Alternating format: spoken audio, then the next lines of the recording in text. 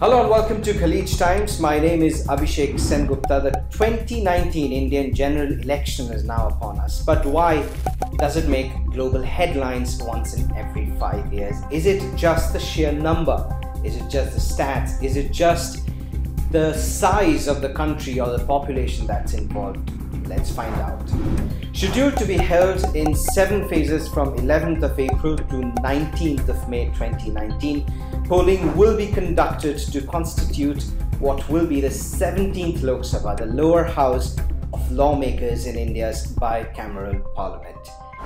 The counting of votes will be conducted on the 23rd of May, in essence the results day, and on the same day the results will be declared. The alliance or the party with the majority of seats the winner, and in essence the one that will form the next government of India, the largest democracy in the world. So what's new this year? The voter verified paper audit trail, the VVPAT system, which enables electronic voting machines to record each vote cast by generating the EVM slip. Now that will be introduced in all 543 Lok Sabha constituencies. A total of 1.74 million VVPAT units will be used in as many as 1,035,918 polling stations during the elections.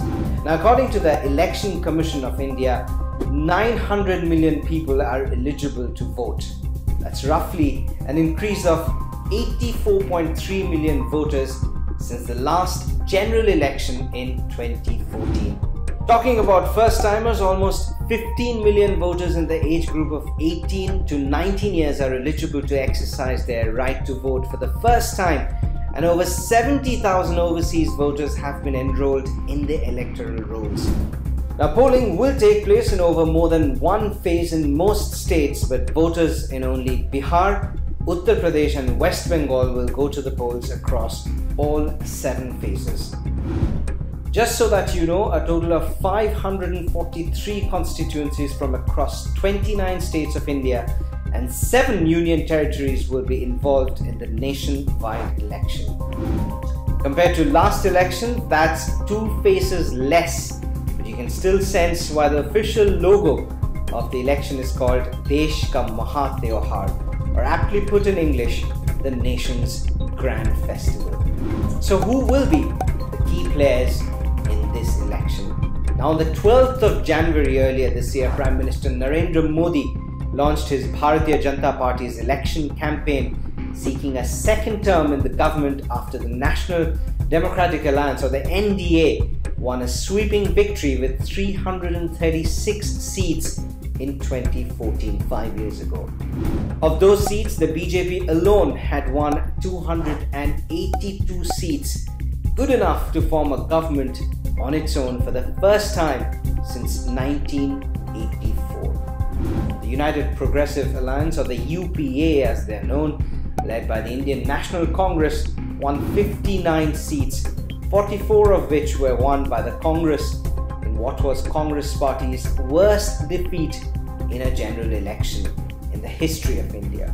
Now, it goes without saying the BJP and the Congress once again will be the 2 names fighting it out in these elections once again.